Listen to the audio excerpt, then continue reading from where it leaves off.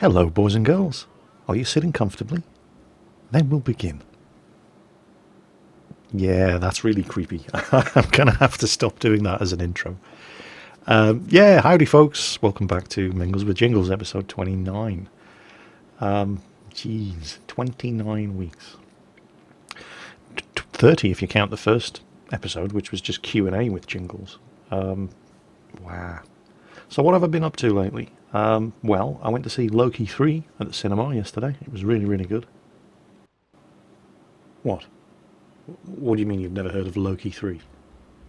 Oh, sure, they're advertising it as Thor: The Dark World, but it's really Loki 3. It's the third movie starring Tom Hiddleston as the awesome supervillain Loki. It's like Thor was just Loki 1, The Avengers was Loki 2, and now we've got Thor: The Dark World, or Loki 3. Hey, I don't make the rules. I highly recommend the movie, by the way. It's really, really good fun. I mean, don't expect much in the way of... Well, you know, as superhero movies go, the plot isn't actually terrible. There's the usual bullshit about some ancient evil source of power that... Who cares? It's just Thor punching stuff and Loki betraying everybody and making everybody around him look incredibly stupid in the way that Tom Hiddleston is just so fantastic at doing when he plays Loki. Fantastic movie. However... You know there's going to be a however. Oh, just hold on while I one-shot this. There we go. Yeah. So yes, back to the movie. Superhero movies. I don't know, have you noticed whenever you watch a superhero movie that the superpowers aren't really that super? What are you talking about, Jingles? Good question. Glad you asked. Allow me to explain. Do you remember, well, as an example, Cyclops from the X-Men? I mean, this guy shoots freaking lasers out of his eyes. I mean, how awesome is that? And yet what happens whenever he hits somebody with any of these eye lasers? They react as if he just punched them a bit. It's not really very super, is it? And it's the same thing in Thor: The Dark World, or Loki 3, as it should actually be called. This ether, this thing, this source of mysterious, awesome, deadly, evil power that existed before the universe was born. What exactly does it do? Well, from watching the movie, it appears to punch people really hard. and that's it. Okay, well, we've got nukes, so we win. And, you know, that's why I think... Oh, hold on, let me just one-shot this Panzer IV. There we go. And, you know, the KV-2. It's the superhero of World of Tanks, because that's all it does. It just punches other tanks really, really damn hard. It's like the Incredible Hulk of World of Tanks. And, you know, and that's why I think superhero movies like The Incredible Hulk or Batman, you know, movies like that are just better. I mean, you don't expect the Hulk or Batman to do anything other than punch people really, really hard. But if somebody pops up on screen and says, "Hi, I'm Cyclops, I shoot lasers out of my eyes," well, you damn well better expect something impressive when he hits somebody with those lasers. You don't expect them to react just as if they've been punched really hard, because I can punch somebody really hard, and I don't go around claiming to be a bloody superhero, do I? So Cyclops, you suck. And that's why Loki is just so fantastic as a villain, because he doesn't even punch people. He just gets all of his enemies to punch each other. Yeah, that's my kind of supervillain. World domination on a budget. Minimum effort and expenditure. That's the way to do it. So, yeah, if you haven't already gone out and seen it, I highly recommend you watch Loki 3, The Dark World, with some Thor guy in it as well. I don't know. Anyway, the one downside about going to the cinema is you have to watch all the adverts. Now, you have to understand that I despise dishonesty more than anything else in all its forms. So much so that I just refuse to even own a television, so I don't have to be exposed to the most common form of lies that we get in modern life, news and advertising. Unfortunately, when you go to the cinema, you pretty much can't escape it. Do you know that advertisers have actually gone to court to preserve their right to lie? And I'm not exaggerating or making any of this up. Right? That is exactly what has happened. And we're not talking about isolated cases here. Right? Companies like Coca-Cola and Apple. I'll give you two examples. The exact words that Apple used to advertise their new iPhone 3G were twice as fast, half the price. Seemed like a pretty straightforward claim, but every single word of that advertising line was bullshit. And when somebody had the audacity to take them to court to point this out, Apple's defense was, and I'm quoting word for word here, "No reasonable person in the plaintiff's position could have reasonably relied on or misunderstood Apple's statements as claims of fact." They're basically saying you were an absolute fucking idiot for believing their advertising, which were obviously fictional and therefore couldn't possibly be lies. That was their legal defense in court. And then, of course, they go on to claim that their screens show millions of colours when in fact they can only show a couple of thousand, or they fabricate a fake really big hand holding their phone to make it look even smaller than it really is. And they use all this in advertising, and they keep getting called out on it, and they just don't give shit, number one. They keep going to court and they keep saying, well, you'd have to be an idiot to believe our advertising. I mean, surely it's advertising. Everybody expects adverts to lie to people. And this is their actual legal defense. It's just unbelievable that they keep getting away with it. They're not the only ones. The Coca-Cola company were marketing this line of, they call it vitamin water. I promised that it would boost your immune system. It would help fight free radicals. And somebody pointed out that it was basically just water with sugar in it. Coke's response was that they were absolutely shocked. Anybody who bought their drink would think it was actually healthy. Or, to quote their response, "No consumer could reasonably be misled into thinking that vitamin water is a healthy beverage." Unquote. Despite the fact that they had designed this product and then hired an advertiser and told them specifically to go out and convince people into thinking that it was a healthy product. Another favourite trick of these advertising and marketing scumbags is to start spouting off about something that has been in their product since day one, but you just didn't know or care about, and suddenly make that into a thing. That means you need to buy their product ahead of all of their competitors. As an example, Bird's Eye fish fingers. It's basically just fish in breadcrumbs. Except now, they're Bird's Eye Omega-5 fish fingers. Well, hold on, wait. What's the difference? Well, nothing whatsoever, other than the fact that they now have Omega-5 on the packaging. Omega-5 is just a natural fatty acid. You get it in all sorts of things, pomegranate seeds and fish. But it's always been in fish. Right? You're not suddenly going to get more healthy just by suddenly switching to Bird's Eye fish fingers. All fucking fish has got Omega-5 in it, but Bird's Eye are the only ones that make a big song and dance about it. The people responsible for marketing and selling deodorants are particular geniuses. Here's something that probably none of you know. Since 1919, that's right, nearly 100 years ago, every deodorant on the market has essentially used the same chemical extract of aluminium as its active ingredient, and what it does is very simple. It temporarily plugs up your sweat glands, stops you from sweating. That's all they do. So somebody explain to me why we have different deodorants for men and women. I don't understand why there's two different products that basically do exactly the same thing. Do men only sweat when they're out, chopping wood in the outdoors, and women only sweat when they're shoe shopping or something? Is it some sort of different chemical process between men and women? Or is it because the advertisers want the husband to buy a different deodorant from the wife and not share the same bottle? So they can effectively sell you the same product twice. Yeah, I think that's probably closer to the truth. And all this talk of advertising and lies in marketing brings me to another reason why I absolutely love Australia, and is why we're watching the Commonwealth Air Corporation Boomerang go through its paces in this little bit of War Thunder video footage at the moment.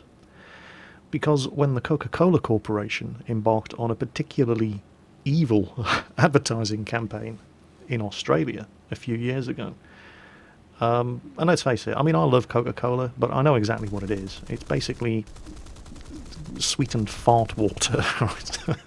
That tastes great but is terrible for you. But the Coca-Cola company tried to embark on an advertising campaign in Australia promoting Coke as a health food that was in no way linked to obesity, heart disease and all other kinds of unhealthiness. Well, the Australians weren't standing for any of that bullshit.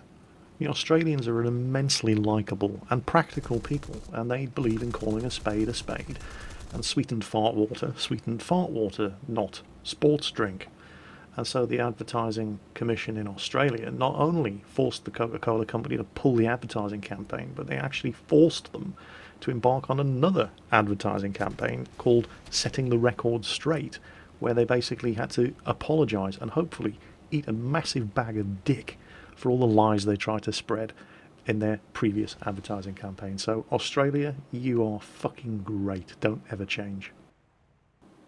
Anyway, that was fun. So, how about those denial of service attacks on the War Thunder servers? That's got everybody up in a lather, hasn't it? And have you noticed how everybody is immediately laying the blame squarely at the foot of wargaming?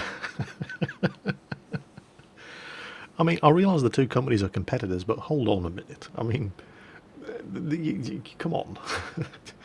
Let's just, just take the tinfoil hat off your head, put it down, right? Let's just think about this for a minute. For those of you who aren't aware of what's been going on for the last couple of days, specifically coinciding with War Thunder's first anniversary event of the game going into open beta, their game servers have been under repeated denial of service attacks. Now, a denial of service attack it's actually a pretty simple process, right? Your credit card details are not going to be stolen. Okay, this is one thing that everybody's panicking about. Oh my god, I bought some golden eagles using my credit card, and now the hackers are going to know my credit card details. No, they're not. Denial of service attack is basically just somebody flooding the game server with ping requests. Right? When you're playing War Thunder, you are pinging the server. That's how the game knows what your latency value is. A denial of service attack is just repeatedly spamming the ping request over and over and over from lots and lots and lots of different computers. Right? It's not asking for credit card details. Okay, don't worry, your credit card details are safe. Well, they're probably safe. You see, one of the ways in which successful denial of service attacks are propagated is that the attacks don't come from the computer of the guy responsible for the attacks.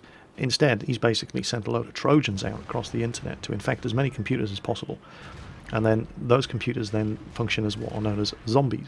Without you even knowing it, your computer has a Trojan on it that is sending these ping requests to the War Thunder servers while you're doing something else completely innocent.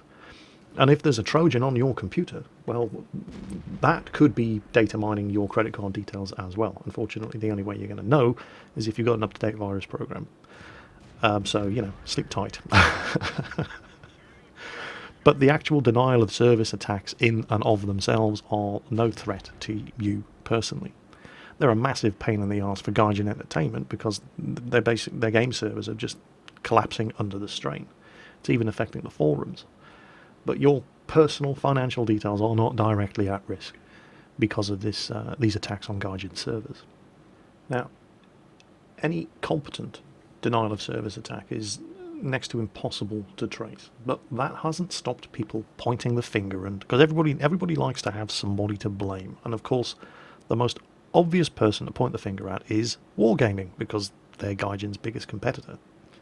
But are Wargaming really going to go to the risk of conducting these attacks against let's face it, Gaijin are a minor competitor to Wargaming. I mean, this would be like Blizzard going after Hello Kitty online.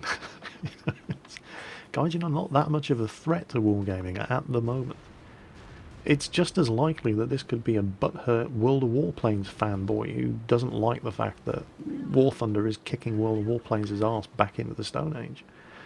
For Wargaming to be responsible to this, somebody high up is going to have to have ordered it, and then somebody midway up is going to have to have organised it, and then somebody unconnected to them is going to have to have actually, initiated it. That's a lot of people who have to keep their mouths shut. Right? It's difficult to keep a secret that big. On the other hand, some lone butthurt World of Warplanes fanboy, a denial of service attack is not difficult to do, and it's very, very, very, very difficult to trace. Anybody could be doing it. Let's not all just point the finger at Wargaming purely because we don't have any better suspects to point the finger at. Of course, the whole thing is a colossal pain in the arse for those of us trying to take advantage of the first anniversary special event that was supposed to be going on in War Thunder at the moment. But Gaijin have said that as soon as the attacks end, they're going to run the event again. It's already scheduled to take place next weekend as well. So don't worry about it. You'll get your gold for your first, second, fifth, and 10th, or whatever it is, victories of the day. Right? They're not going to allow this to destroy their anniversary celebration. Right? The celebration will go ahead as planned. Perhaps not on the first anniversary, but as soon as the attacks end. Well, we're 15 minutes into the video, and I haven't actually answered any of your questions yet. So here's one. This is from William Powell. It's about War Thunder. He wants to know, Jingles, how come you don't do reviews of aircraft in War Thunder anymore? Well, a couple of reasons. I am a bit of an aircraft history buff, but I certainly don't have the kind of technical knowledge of aircraft of this sort of era in order to judge how well these representations of them in War Thunder perform according to the way the real thing should have. Also, even if I did have that kind of technical knowledge, you would really need to be flying the planes in full real battle mode in order to get that level of simulation. And I don't play full real battles. I'm nowhere near good enough to do that. Now you get a taste of how these things should perform in historical battles. But in arcade, these things are just UFOs that happen to look like the aircraft they're claiming to represent. Secondly, superficially, War Thunder appears to be a lot like World of Tanks, where, for example, in World of Tanks I could pull up a vehicle in the garage, and there are the stats on the right-hand side of the screen. And you sort of get that in War Thunder as well, where you can pull up the aircraft in the hangar, and the data card pops up, and it shows you things like rate of climb, speed at various different altitudes, and so on and so on. But while those stats are, for the most part, accurate in World of Tanks, they're at best hopelessly out of date, and at worst just outright wrong in War Thunder. If you want an example, just look at the de Havilland Vampire, which is supposed to have a rate of climb of 50 meters per second, and yet struggles to get off the runway when you actually take the thing out for a flight. And when they do adjust the flight model of various different aircraft, they almost never update the data card, so I wouldn't be able to review, if you like, an aircraft in War Thunder the same way that I do it in World of Tanks. It just wouldn't work for a whole bunch of reasons. Now what I could do, in fact what I am going to do more of, because I enjoy doing them as much as you lot seem to enjoy listening to me do them, is what I did with the Il-2 Sturmovik video, where I take the thing out for a flight, and while it's being put through its paces, I talk about the historical aspects of the aircraft, how it was used, the battles that it was fought in, how it performed, all that sort of thing. So while I'm not really talking about the aircraft as it appears in-game, I am talking about that aircraft from a historical point of view. And that seems to be quite popular, and I do enjoy doing that, and I really probably should and will do more of it. So there you go, question asked and answered in less than 3 minutes. Who the hell are you, and what have you done with the real Jingles? Next question comes from Oliver Entwistle. He wants to know, Jingles, would you ever consider doing first-person shooters on your channel? And if not, why not? I'm pretty sure I've answered this one before, but for the benefit of people who maybe haven't watched every episode of Mingles with Jingles, and this question does pop up quite often, I'm just not very good at first-person shooters. I do enjoy playing them, and I do have a lot of them, but I tend to just play them in single-player campaign mode because I just don't have the reflexes to be competitive in multiplayer first-person shooters. And that's why I love World of Tanks, and I think it's one of the reasons why I'm relatively good at World of Tanks. It's not like you're running around in Call of Duty with an Uzi 9mm spitting out 900 rounds a minute. World of Tanks, you fire a shot off every 9 seconds. You've got time to think about where your next shot's going to go and how you're going to position yourself for it. Time that you don't really get in an online first-person shooter. And so that's probably one of the reasons why I think I do so well at World of Tanks. And I have done some first-person shooter videos, but when you see me doing a first-person shooter video on the channel, it's never a case of check out how good I am at this first-person shooter, because I'm not. I usually suck. But I've done Borderlands 2 videos, I've done Sniper Elite V2, but I did the Borderlands videos not because I was any good at Borderlands, but because it was so bloody hilarious a game, and I was showing you the game for the sense of humour of the game, rather than how good I was at playing it, because I wasn't any good at playing it. And similarly, with the Sniper Elite V2 video that I did, it wasn't a case of check out how good I am at Sniper Elite V2, it was more a case of check out this bullet time mechanic in Sniper Elite V2, and once you've seen it once, you've pretty much seen it every time, so I couldn't sustain a full series of videos about Sniper Elite V2, it's just the same stuff over and over and over again. It's entertaining once, but, it's worth it. You get one video out of it, and then you've got to look for something else to do. Having said that, there is still a whole bunch of games that I got during the Steam Summer Sale that I promised I would be showing you gameplay of, which I still haven't gotten around to doing. And a lot of those are first-person shooters. So, yeah, I will be doing some first-person shooter video footage, but you're never going to see a series of them, I guess is what I'm saying. I'll show you the game once, and it's more a sort of preview/review of the game, rather than a planned series of videos about the game, where I basically, I'll show you the game and I say, here it is, this is what it does, this is what I think of it, if you like it, go out and buy it. And that's the sort of thing that I will probably be doing, rather than a series, the way I do a series of World of Tanks videos, I'll do a series of War Thunder videos. More videos like the Bioshock Infinite video, yeah, you can probably expect to see more of that in the future, but if you were expecting to see me do a series of Battlefield 4 videos, for example, the same way I do War Thunder and World of Tanks videos, then no, that's probably never going to happen. I recommend you check out Side Strafe, for example, if that's the sort of thing that you're interested in watching. Next question comes from Selfies. He asked this one in the comments to the previous Mingles with Jingles, and I have to confess right now, I did not know the answer. I had to look it up on Wikipedia. He was basically testing my naval knowledge, and he wanted to know, Jingles, testing your naval knowledge here, why is it that Royal Navy officers remain seated when toasting the Queen, but everybody else has to stand? Now, as I said, I had to actually look this up, and apparently it goes back to King William IV, who served as a naval officer. And during a toast at a dinner one night, the ship rolled and he nearly fell over, and so he decreed from that point on that Royal Navy officers could remain seated while toasting the King. So I never knew that. But there are a whole bunch of other weird military traditions that I do know about, and this question got me thinking about them. The British Army have got this tradition called gunfire. Now, at first you think, well, I should bloody well hope so, they're the army after all, but it's not what you're thinking. Now, I first came across the gunfire tradition when I was working in the Joint Communications Unit Falkland Islands, down in the Falkland Islands. Oh, it must have been 1993, and I was down there over Christmas.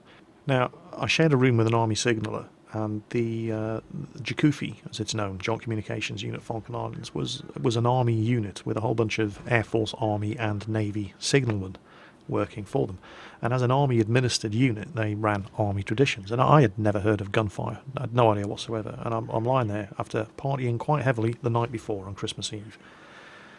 And at 7 o'clock in the morning, the door to my cabin gets opened, and there is the commanding officer and the unit sergeant major. And, when you've just been woken up at 7 o'clock in the morning by the commanding officer and the unit sergeant major opening your door, the first thing that goes through your head is, oh shit, what have I done?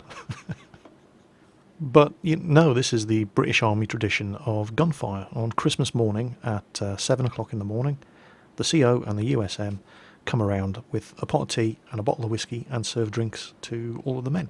And it's just a British Army tradition that originally stemmed from giving the troops something stiff to drink to, stiffen their resolve and give them a bit of Dutch courage before they went over the top on a morning attack. So that's how the tradition started, as a way of getting people to charge to their deaths. And it evolved over the years into a Christmas morning free drink with a CO in the USM. So I think that's a fantastic tradition. In the British Columbian Dragoons officers' mess, they have a glass boot that they fill up with beer and they pass around. If you're handed the boot, you have to drink. You can drink as much or as little as you want. But if you're unfortunate enough to be the one to finish the boot, you have to pay to fill it back up. And it costs around about $20 to fill it. In every Royal Navy senior ratings mess, there is a bell at the bar. Sometimes it's made from a shell casing, sometimes it's just a brass bell. Anybody who is dumb enough to ring the bell has to buy a round for everybody present in the mess. There are certain occasions where you are required to ring the bell, whether you want to or not. For example, if you ever get promoted, or if you ever leave the mess and get posted to another ship. There's a whole bunch of British Army regimental mess traditions that revolve around giving the loyal toast to the king, or, the Queen, as the case may be. For example, the Prince of Wales' own Regiment of Yorkshire, also known as the Snappers, the mess president proposes and seconds the toast. And this tradition dates back to a dinner at which the second in command of the mess was too drunk to perform his duties, and the mess president had to do them both. And ever since then, the mess president has always done it. Officers of the Durham Light Infantry Regiment do not have to drink the loyal toast, and this is a privilege maintained by the Light Infantry today. It was bestowed upon the 85th Light Infantry in 1821 after members of the regiment saved the king from a mob at the Theatre Royal in Brighton. You ever heard of the T-Lar bomb site? No, not many people have. Some pilots actually used this in Korea and Vietnam. What you do is hold your arm out in front of your face, make a fist with your hand. Now extend your thumb. When the target lines up with the top of the thumb, the range is just about right and you release your weapons. That is the origin of the "that looks about right" bomb site. Everybody knows the famous picture of Churchill doing his V for Victory symbol with the two fingers, while he's munching on a big fat cigar. But if you were to turn the hand around and face it the other way, if you're British, it means something completely different and very, very insulting. That actually dates all the way back to the Battle of Agincourt. In 1415, where a force of 6,000 longbowmen, led by King Henry V, defeated 25,000 French knights, pikemen and crossbowmen, and they all did it using the longbow. Now, the French were so outraged that they began to institute a long-standing threat that if they captured any English longbowmen, they would cut off the two fingers that they used to draw back the bowstring on their yew longbows. And of course, the English longbowmen responded to this by standing up on their ramparts, waving these two fingers at the French, saying, "You want them? Come and get them." And to this day, raising two fingers like that is an insult. If you're British, it basically means "fuck you." Now, I don't know about you lot, but first thing in the morning, I'm like a bear with a sore head until I've had at least 2 or 3 cups of coffee. I'm not the most pleasant person first thing in the morning to speak to. And there's a British Army regiment that apparently recognises this. And I cannot remember the name of the regiment. If anybody in the comments knows which regiment I'm talking about, please feel free to let me know. But one British Army regiment in its officers' mess has the tradition that if an officer is wearing his hat while he's sitting waiting to be served breakfast, it means just don't talk to me, stay the hell away from me, I want to eat my breakfast in peace. I don't know where that tradition came from. I can't even remember the name of the regiment that it's associated with, but I think that one's fantastic. In fact, I'm probably going to use it around the house from now on. Well, that's it for this week, folks. I hope you've been amused by my ranting and raving. As always, take care on that battlefield. Watch your six. Whatever you're playing, have fun playing it. And I'll catch you next time.